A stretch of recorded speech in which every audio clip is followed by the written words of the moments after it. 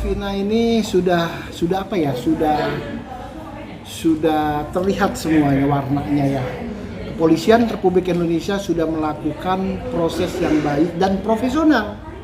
Namun terkait mengenai tadi yang ditanyakan tentang siapa tadi? Nah, tentang itu si Linda, aku rasa kan itu terkait ada dukun, terkait ada kesurupan itu hukum tidak melihat seperti itu, ya kan? Tapi kalaupun kita mau percaya, namanya hidup ini kan ada kepercayaan, ya. Hukum tidak mengenal itu, seperti itu. Masa kesurupan begini-begini dipercaya, tidak. Hukum hanya melihat fakta, bukti, saksi-saksi yang ada terkait kasus Vina seperti itu. Sah aja bagi orang yang percaya, tapi hukum tidak percaya, bukan tidak percaya, tidak mengarah ke situ, ya kan? Hukum hanya melihat kasus Vina adalah terkait mengenai 8 orang yang pertama, ya, dia menjadi tersangka. Itu mereka pada saat di pengadilan dulu adalah sebagai saksi mahkota, itu ditarik, dia pertanyakan, berkembanglah akhirnya kalau bukan tidak salah, sudah tepat ya, artinya Polda Jawa Barat sudah menyampaikan hanya satu sebagai DPO, ya kan? Itu sesuai apa? Ada keterangan-keterangan atas 8 orang tersebut, seperti itu. Hukum tidak melihat ke situ gitu. Artinya masa orang yang tidak sadar menyampaikan itu, tidak, ya kan? Namanya untuk satu peristiwa hukum itu harus saksi itu melihat, ya kan? Bukan katanya, ya kan? Kalau nanti si Linda itu dia sadar ditanya, kamu Linda begini, nggak tahu gitu. Oh, namanya dia nggak sadar, seperti itu. Nah, seperti itu. Iya. Kalau saya melihatnya sisi memang netizen ini ada yang awam ya. Kami praktisi hukum pasti memahami bahwa pada saat peristiwa pertama itu gerombolan namanya motor ya, geng-geng motor yang melakukan itu, pasti yang akan diciduk itu yang tertangkap dulu. Setelah tertangkap, saksi-saksi itulah ya, berapa orang itu ditanya semuanya ya. Penyidik menyampaikan pertanyaan-pertanyaan itu. Kenapa sih jadi lama? Bisa saja yang biasa saya alami, biasanya para saksi-saksi ini tidak terbuka gitu. Kalaupun ada terbuka 1-2 tapi tidak penuh gitu, masih ngambang. Nah, akhirnya Kepolisian Republik Indonesia khususnya waktu itu Polrestabes Cirebon ya, kan mengejar juga DPO-nya atas nama siapa namanya itu yang tertangkap itu ya, Peron ya, Peron. Nah, Peron itu waktu itu dikejar ke rumahnya gitu, kan berarti sudah ada informasi dari saksi-saksi ini, ternyata Peronnya tidak ada di tempat. Nah, pertanyaannya kalau ditunggu-tunggu Peron untuk dicari, yang 8 ini bisa batal demi hukum karena kan masa waktunya ada gitu. Nah, oleh karena itu proses tetap dijalankan sampai pencarian. Namun dicari. Oke, singkatnya dia berpindah-pindah lah seperti itu. Ini yang mengakibatkan lama, ganti nama lah apa dan lain-lain. Dalam arti ganti nama alias ya, seperti itu. Jadi kenapa lama? Ya setelah kita dengar sama-sama ya dari apa yang disampaikan oleh Polda Jawa Barat ya, bahwa bukannya Kepolisian Republik Indonesia lalai, tidak ya, ini memang sudah dilakukan dengan maksimal. Seperti media yang lain menyampaikan, saya sampaikan tidak ngaling-ngaling, Kepolisian Republik Indonesia menyelesaikannya sudah sangat baik. Kalaupun ada kekurangan, ada hal-hal dugaan dan lain-lain, kan Propam akan turun. Kalau tidak salah ada yang sempat ada bengkak-bengkak waktu itu, tapi proses hukum untuk penyidik waktu itu dan lain-lain itu diproses pada saat 2016 itu kalau tidak salah, atau 2000 berapa lah ya, 2000 seperti itu. Artinya prosesnya sudah ada. Karena ini timbul dikarenakan di tahun-tahun sekarang inilah, jadi kita ketinggalan semuanya. Yang di belakang termasuk saya juga tidak terlampau dalam terkait mengenai kasus Vina seperti itu. Sebenarnya bagaimana kesadaran ya kan, kesadaran ya, artinya SDM daripada penyidik ya kan, tanggung jawabnya kepada bangsa dan negara khususnya untuk masyarakat ya kan. Ini kan proses dulu tahun-tahun lama dengan sekarang ini kan semakin meningkat nih, proses hukum kita semakin baik, bukan berarti dulu tidak baik ya. Artinya sedikit masyarakat ada kecewa dan lain-lain seperti itu. Sekarang kan sudah mulai nih dengan kasus Sambo dan lain-lain, semuanya sudah berproses dengan baik. Dulu kita melapor bisa begitu saja. Sekarang setelah melapor, pemeriksaan dulu. Setelah itu masuk, mereka dipanggil dengan klarifikasi dulu. Banyak sekarang ya perubahan-perubahan yang ada. Namun kalau bicara oknum-oknum di mana saja tentu ada seperti itu. Untuknya harus dari dahulu seperti itu ya kan. Tapi wajar kita harus ada perubahan-perubahan yang terbaik seperti itu. Merah putihnya ya, seperti itu. Kak melihat hasil rilis tadi yang di Polda Bandung seperti apa mungkin melihatnya? Jadi hasil rilis tadi kebetulan kami sampai itu udah terlambat ya, karena memang yang pertama yang akan kami sampaikan adalah kami rilis hari ini tidak diberitahu oleh Polda Jabar, tidak ada informasi apapun perihal rilis yang akan dilakukan hari ini, padahal kami ini adalah kuasa hukum dari almarhum keluarga Vina. Ya, itu yang pertama. Yang kedua,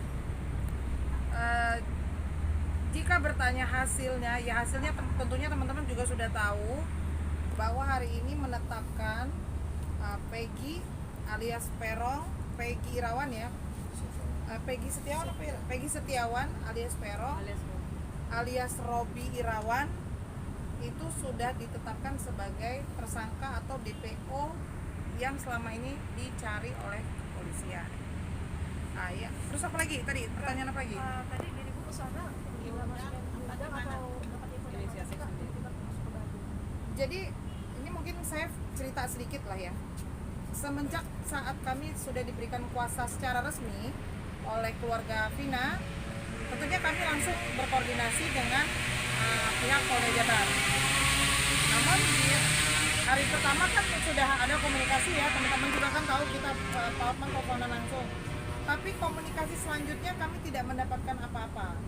Selalu dilempar dari penyidik, dilempar ke Kasubdit coba ditelepon tidak ada jawaban, kemudian kami coba menghubungi Pak Dir, sama juga tidak ada jawaban. Sampai hari ini tidak ada pemberitahuan apapun kepada kami.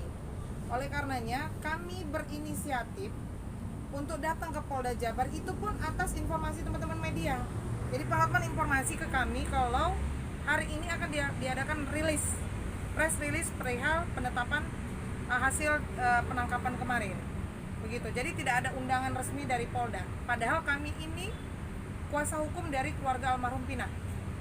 Begitu. Bu, apa yang paling membuat kuasa hukum ini kecewa terhadap hasil rilis dari Polda Metro Jaya tadi dari Polda Jabar? Kecewa. Oke.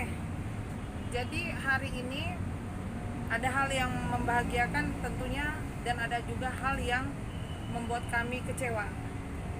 Hal yang membahagiakannya adalah Polri sudah bisa memastikan bahwa pelaku yang ditangkap adalah salah satu DPO. Tentunya kami sebagai korban merasa senang, merasa ada angin baru lah, energi baru atas tertangkapnya pelaku tersebut. Namun ada hal juga yang membuat kami kecewa adalah kenapa Polda menyatakan bahwa 2 DPO tersebut itu tidak ada alias fiktif. Begitu. Ya, Bu, artinya dalam hal ini adalah kuasa hukum menilai bahwa sepertinya polisi melempar tai ke kejaksaan, Bu, yang artinya ini adalah kesalahan kejaksaan bahwa pembuktiannya bahwa 2 DPO itu seperti tidak ditiadakan sama mereka. Harusnya nih pihak kejaksaan yang harus menilai itu. Oke, kita bahas perihal itu tadi ya. Jadi memang di dalam amar putusan ya, amar putusan ini bacakan tak? Baca tak? Saya bacakan, ada beberapa barang bukti. Singkatnya, semua barang bukti tersebut di atas dikembalikan kepada penyidik Reskrim Polda Jabar untuk dipergunakan dalam perkara lain, yaitu atas nama Saudara Andi, Saudara Dani, Saudara Peggy alias Peron. Jelas ini. Jadi, ada putusan ini. Jadi di dalam amar putusan ini sudah jelas Dalam kurung sebagai DPO. Sebagai DPO yang harus dicari. Jadi pertanyaannya, siapa yang paling bertanggung jawab atas kematian Vina dan Eki kalau 2 DPO itu dihilangkan? Apakah serta-merta kami selaku kuasa hukum percaya begitu saja? Ayo, Apakah kami harus tinggal diam? Berarti selama ini tentunya yang harusnya bekerja adalah siapa? Kejaksaan. Nah, sudah tahu kan? Gitu. Jadi kami tidak mau tahu. Kami tahunya yang berdasarkan keputusan itu ada 2 nama lagi yang harus dicari. Dengan ditiadakannya seperti ini tuh gimana nih harapannya? Iya, sekarang gini, kalau ini ditiadakan harus bisa kepolisian menjelaskan fakta persidangan saat itu. Tentunya kan dakwaan itu kan berdasarkan isi BAP, ya kan? BAP, kemudian ada dakwaan, kemudian ada tuntutan, barulah putusan. Berarti kan selama ini patut diduga ada ketidakjujuran di dalam persidangan. Fakta persidangan kan ada ya? Bagaimana coba kalau produk hukum saja dikatakan fiktif? Nah, berarti kesaksian mereka patut dipertanyakan dong. Dan dikaji ulang, berarti harus ada persidangan ulang. Kalau begitu. Tadi juga ada mafia hukumnya apa gimana? Maksudnya ada yang bilang mafia hukum diduga ada mafia hukum dalam kasus ini. Bukan, saya tidak pernah mengatakan ada mafia hukum ya. Kami hanya memperjelas bahwa di dalam putusan tersebut sudah tertuang 3 nama DPO. Oke. Ada 3 nama DPO. Tetapi dinyatakan oleh Polda Jabar 2 nama tersebut hilang. Nah, bagaimana coba tanggapan kawan-kawan? Berarti semua fakta persidangan itu dianggap tidak sah dong. Jadi kan memang ini artinya dalam proses hukumnya pengadilan sebelumnya adalah bisa dipastikan tidak sah kan harusnya kan karena Iya. ternyata fakta-fakta Ada yang PMH. ternyata tidak sesuai dengan apa yang Iya, ditulis oleh betul. Polda gitu. Nah, kuasa hukum sendiri dari keluarga Vina, apakah nanti mendesak pihak kepolisian ataupun dari pihak kejaksaan sendiri atau pihak pengadilan Siapa yang bertanggung melakukan jawab? pengadilan ulang gitu? Jadi kami tidak akan mungkin berbicara atau mendesak, pasti itu sudah pasti karena memang kamilah orang yang mengerti dalam proses hukum, ya kan, pasti. Cuman kami kembali lagi bertanya, siapa yang paling bertanggung jawab atas kematian ini? Coba, kalau 2 DPO itu dihilangkan, kami sangat mempercayai kinerja Polri. Salah kalau kami bilang kami tidak percaya. Kepada siapa lagi kita akan mengadu kalau Polri aja kita sudah tidak bisa percaya. Saya percaya, kami ini semua tim hukum, Pak Hotman juga percaya. Cuma pertanyaannya, kalau ada perubahan secara sepihak ini ya saya katakan tidak melalui persidangan ya, apakah ini bisa menjadi acuan, kemudian apakah ini akan memperbaiki sistem hukum? Kalau saja putusan pengadilan itu sudah dibelok-belokkan begini, begitu ada. Selain 2 yang hilang DPO juga tadi kan yang ditangkap tadi mengaku bahwa dirinya bukan seorang pelaku. Gimana nih Kak? Oh ya, itu hak dia saja, mau dia mengaku bukan sebagai pelaku atau rela dihukum mati, itu hak dia. Nanti biar kuasa hukumnya yang memberikan pembelaan terhadap dia. Kalau masalah bersalah atau tidak, kita yakinkan dia adalah Peggy yang seperti keyakinan pada presiden hari ini. Tapi kan sebelumnya tersiar kabar bahwa di media bahwa dia adalah salah satu anak pejabat. Tapi maaf nih, bukan mendiskreditkan, tapi dia ada pekerjaannya berbeda dengan. Kami tidak mau membahas perihal anak pejabat ya, karena kami tidak melakukan proses penyelidikan ataupun proses pencarian. Jadi nggak mau juga kami dikait-kaitkan dengan ini, jangan sampai nanti kami perang dengan masyarakat gitu. Jadi cukuplah kepolisian yang memproses dan mencari bukti-bukti.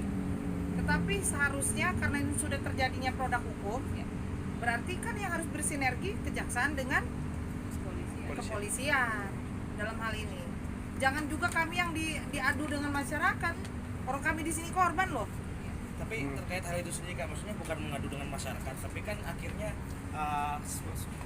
sebagai kuasa hukum dari pihak korban, mungkin ada nggak sih maksudnya tindakan untuk mencoba cross check kebenaran itu sendiri loh Kak?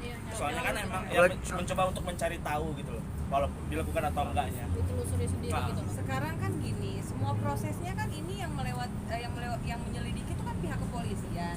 Tentu kita nggak bisa bertanya kemana-mana lagi selain ke pihak kepolisian. Sampai hari ini pun saya dan tim datang ke sana untuk menanyakan perihal hal tersebut. Prosesnya seperti apa sampai ada press release hari ini menyatakan bahwa 2 DPO itu dianggap fiktif. Kami menanyakan tapi kami tidak diberikan akses.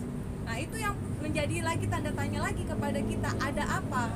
Harusnya pihak kepolisian itu membuka jalur akses, memberikan seluruh informasi secara jelas dan detail kepada kami pihak korban. Tidak mungkin kami setuju ada 3 DPO lalu dihilangkan, tidak mungkin. Jadi kita bertanya, apakah amar putusan itu betul atau tidak? Seperti itu. Kenapa bisa jadi ada 1 DPO saja, 2 DPO-nya hilang? Bagaimana ceritanya? Itu kami mau menanyakan hari ini tapi aksesnya ditutup.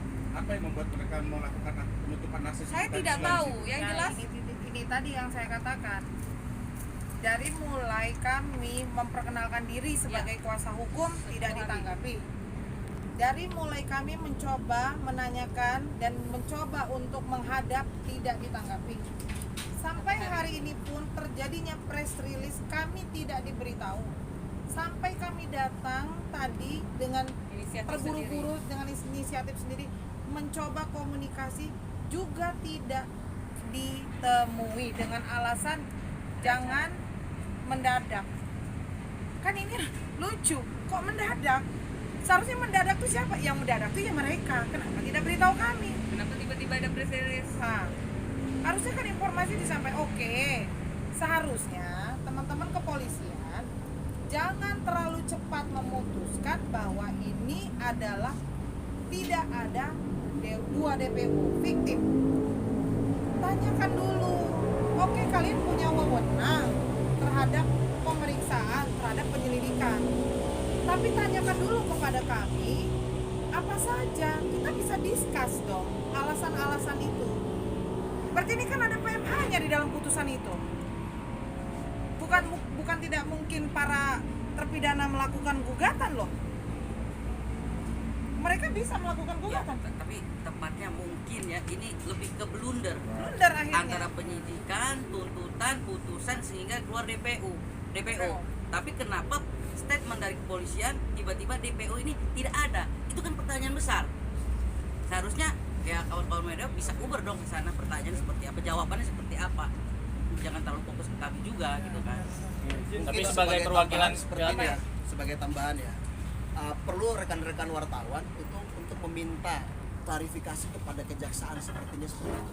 Kenapa? Karena menurut kami bahwa dengan adanya 3 DPO berdasarkan putusan, namun hari ini polisi mengatakan bahwa ini tidak ada, maksudnya hanya 1 dan 2 tidak ada, itu berarti sama saja polisi mengatakan bahwa kerja penyidikan di tingkat penuntutan itu tidak maksimal. Begitu juga dengan kepolisian. Nah, perlu teman-teman ketahui bahwa serangkaian tuntutan yang ada itu karena berdasarkan berita acara di penyidikan. Nah, lalu kenapa hari ini polisi mengatakan bahwa ini karena mereka mungkin diintimidasi atau seperti apa, lalu itu hanya pernyataan ya itu tadi saya bilang kayak ibaratnya lempar tai ke kejaksaan. Nah, seperti itulah.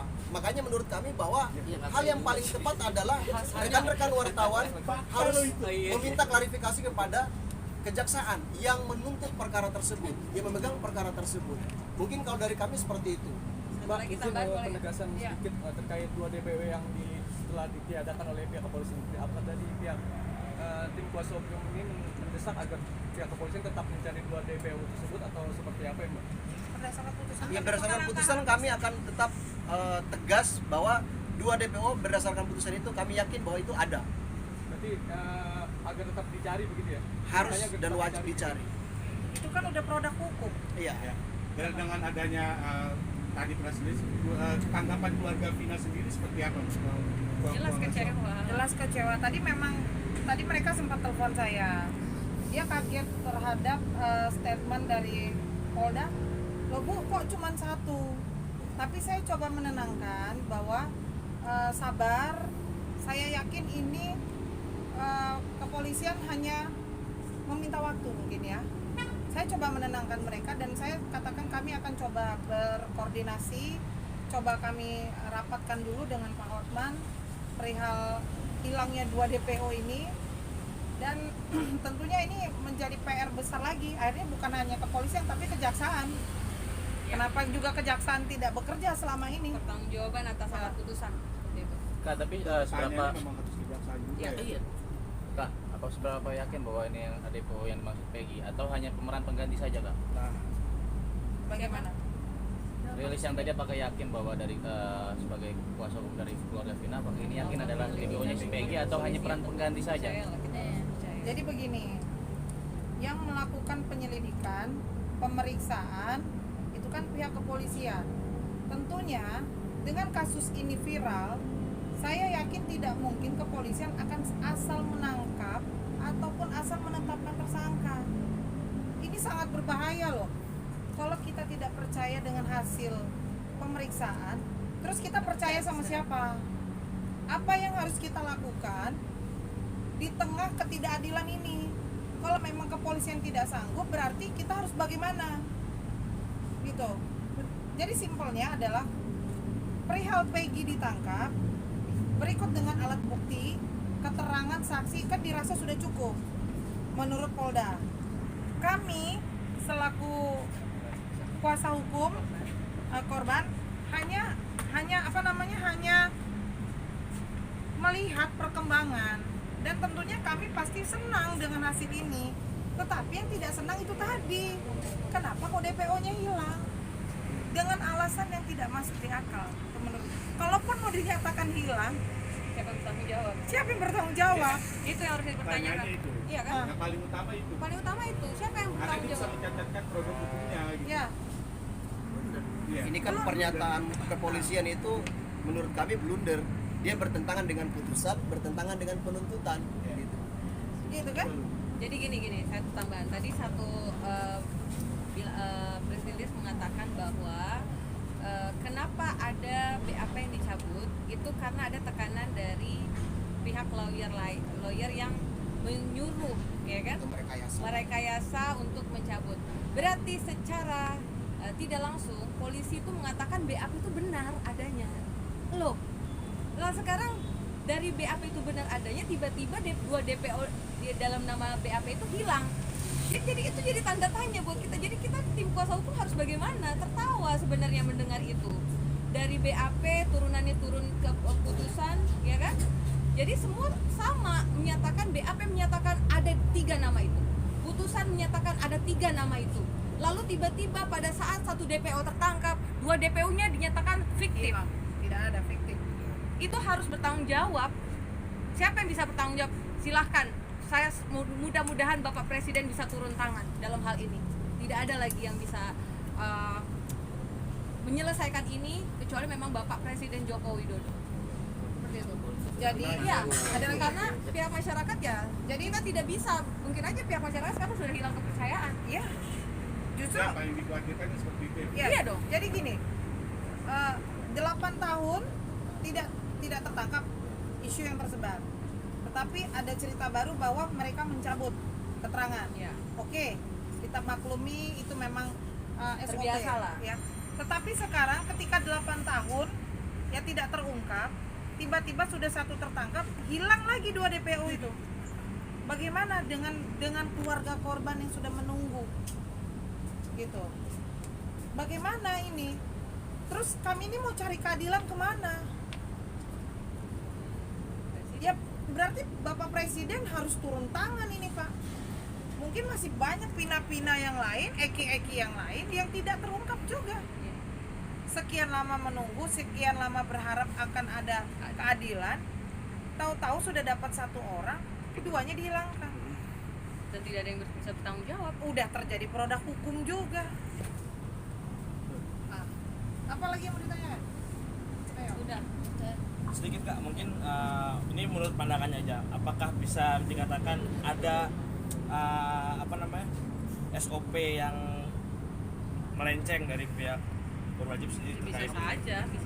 Yang bagaimana? ada yang sampai yang melecet terkait penetapan tersangka, penangkapan Peggy Nah, yang kalau itu ditanyakan kami tidak bisa menjawab, ya. Karena kami tadi kan sudah katakan tidak bisa ketemu dengan pihak kepolisian. Ya kan? Apapun itu. Kalau kami mengatakan ada SOP yang salah, itu kami salah. Sudah memutuskan sebelum kami mendapatkan informasi yang jelas. Gitu. Maksud dan tujuan kami tadi justru datang ke Polda itu supaya pertanyaan yang timbul di masyarakat ini bisa kami jawab. Linda mana, Peggy mana, DPO mana. Selalu ini terus yang ditanyakan masyarakat. Sementara kan masyarakat tidak paham tentang proses hukum. Masyarakat kan pasti hanya menilai, kami taunya ada 3 DPO, kami taunya ada Peggy A, Peggy C, Peggy B, segala macam. Jadi kalau kita dikatakan SOP-nya salah, kami tidak tahu itu. Intinya kami ini wakil dari keluarga almarhum Vina selaku kuasa hukum. Gitu. Kami tidak bisa menjelaskan secara detail karena kami belum ketemu. Kami sudah coba menghubungi, coba komunikasi, bahkan saya sampai telepon Pak Hotman. Pak Hotman menghubungi salah satu petinggi Polri untuk kami bisa ketemu, juga tidak bisa. Jadi pertanyaannya, mohon maaf ini rekan-rekan Polda Jabar ya, kami sangat kecewa, ngomongkan, kecewa kami. Sudah jauh, kami tidak diundang, ya kan, dapat informasi yang tidak memuaskan, tiba-tiba kami ditolak. Pak, berarti bisa ditegaskan bahwa Polda Jabar masih menutupi kasus ini? Bisa jadi itu. sedikit penegasan Seolah-olah Tidak ada menjadi tergesa-gesa nggak sih, Kak? transparansi, tidak ada Seolah-olah menjadi tergesa-gesa juga nggak sih? Iya, ini kan tadi Terlalu sudah tergesa-gesa. jelas terlalu cepat untuk menetapkan tidak ada 2 DPO lainnya. Iya, Hanya dalam waktu beberapa hari penyelidikan tiba-tiba hanya ada 1 DPO, itu terlalu cepat menurut kami. 4 hari kan katanya tadi, dalam Iya, waktu 4 dalam hari. waktu 4 hari. Setelah ditangkap gitu. Gitu loh. Berarti Dalam masih waktu 4 hari. juga ada oknum yang lebih berkuasa di atas kepolisian. Nggak bisa kita katakan itu, nggak Boleh bisa. diduga, diduga boleh Itu di luar ditutupi. Nggak. Tapi ada kekhawatiran nggak sih dari tim kuasa hukum keluarga bahwa Peggy yang tadi dirilis khawatir kayak yang sebelumnya nggak sih sudah 8 tahun ternyata salah tangkap atau seperti apa? Oh, benar ini sih. Benar. Takutnya Peggy tadi bukan Peggy yang asli. Jadi gini, kan tadi ada konferensi persnya sudah ditunjukkan juga beberapa bukti bahwa Peggy yang dihadirkan alias Perong alias Robi Irawan itu memang sudah mengganti identitas, ya kan, mengganti identitas. Pada tahun 2016 juga pernah polisi mendatangi rumahnya dan menyita motor yang digunakan pada saat kejadian. Lalu ada fakta baru lagi, ini saya bantu jadi dari ini ya, dari press release hari ini ya. Jadi ada fakta baru lagi bahwa ayah kandungnya Peggy ini mengaku Kan bercerai dan mengaku kepada warga bahwa Robi ini adalah keponakan, jadi tidak diakui sebagai anak. Nah itu bisa rangkaian cerita bohong yang berapa tahun ini dirangkai oleh Peggy alias Perong alias Robi Setiawan. Jadi kalau misalnya tadi dia bilang saya tidak bersalah, saya rela dihukum mati, ya itu sah-sah saja sebagai pembelaan dia, tapi harusnya masyarakat jangan fokus ke situ. Masyarakat harus percaya bahwa ini memang sudah terjadi penyelidikan, ada saksi, itu sudah ditetapkan sebagai tersangka yang betul-betul presilis hari ini, ya itulah gitu loh. Jadi jangan memblunder kemana-mana lagi. Yang kita harus sekarang fokuskan adalah kenapa 2 DPO-nya hilang. Jadi fokusnya jangan terpecah belah. Jadi itu loh. Saya yakin banget pihak kepolisian sudah sangat-sangat kooperatif tentang hal ini, menetapkan tersangka Peggy hari ini dengan berbagai barang bukti yang sudah ada. Gitu loh. Jadi kalau dia bilang saya tidak bersalah, saya rela dihukum mati, ngapain mengganti identitas sekian tahun?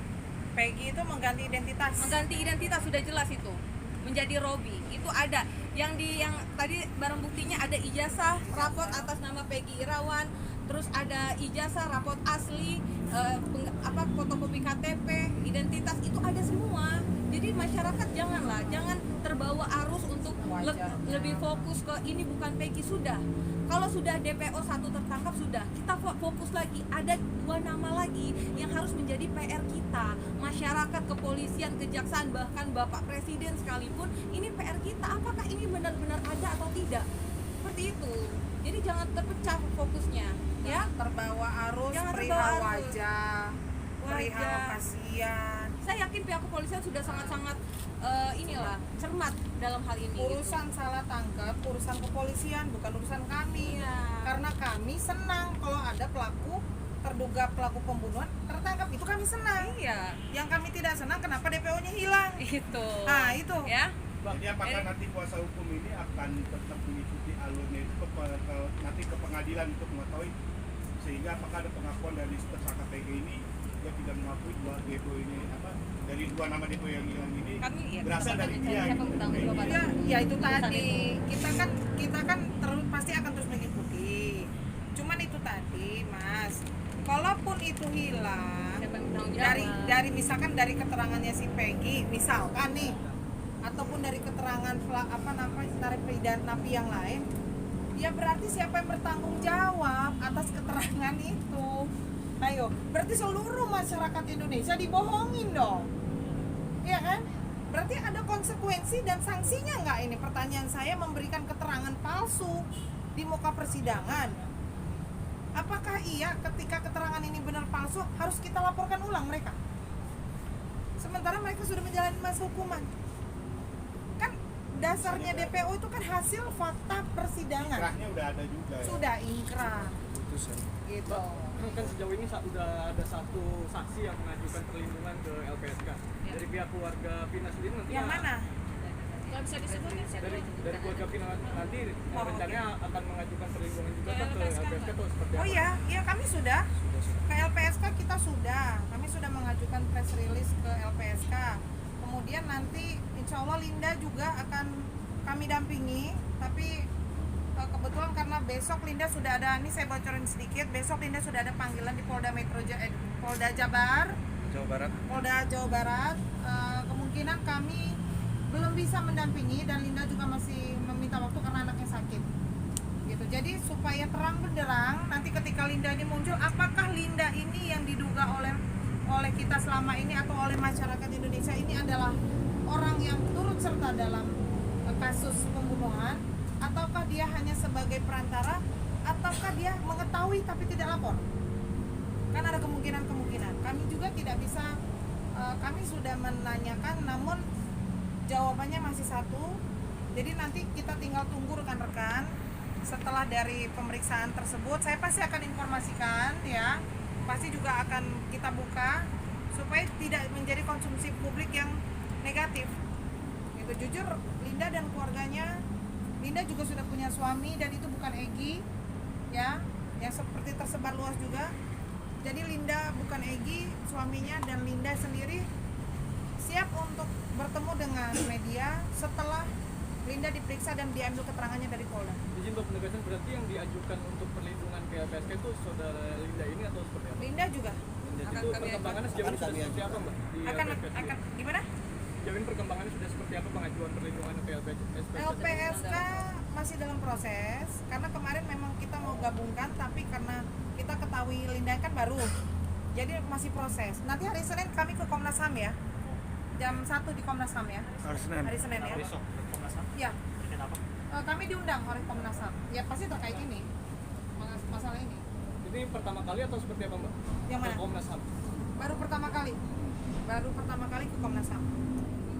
Jelas ya, pelapornya adalah Bapak Rudiana, ya, itu dimana kita tahu itu adalah ayah almarhum Egy, ya, seperti itu. Jadi sejauh ini kita masih mencari dan masih terus mau berkomunikasi dengan Bapak Rudiana, tapi Bapak Rudiana masih menutup akses. Ini mumpung ada di media, ya, kami meminta supaya Bapak Rudiana muncul supaya ini menjadi terang benderang, karena pelapornya beliau. Lapornya beliau loh, bukan Rudiana, bukan kami, bukan keluarga Vina. Jadi semoga Bapak Rudiana muncul, memberikan kesaksian, memberikan pernyataan pada tahun itu apa saja yang terjadi, ya. Jadi sehingga ini tidak memblunder kemana-mana. Ayah dari almarhum Egy, kita minta untuk berkomunikasi dan muncul, Iya. mengeluarkan statementnya pada tahun itu apa yang terjadi pada tahun itu, seperti itu, ya. Dan itu aja. Closing statement ya. Cluenya, siapa yang paling bertanggung jawab dalam kematian Vina dan Egy? Karena ini sudah terbit DPO dan itu sudah ada produk hukum yang terjadi. Jadi ini PR Ya, PR untuk seluruh jajaran. seluruh masyarakat Indonesia mencari tahu, ya, kepolisian, kejaksaan. Ya. Itu harus bertanggung jawab terhadap putusan itu. Oke, cukup ya. Cukup.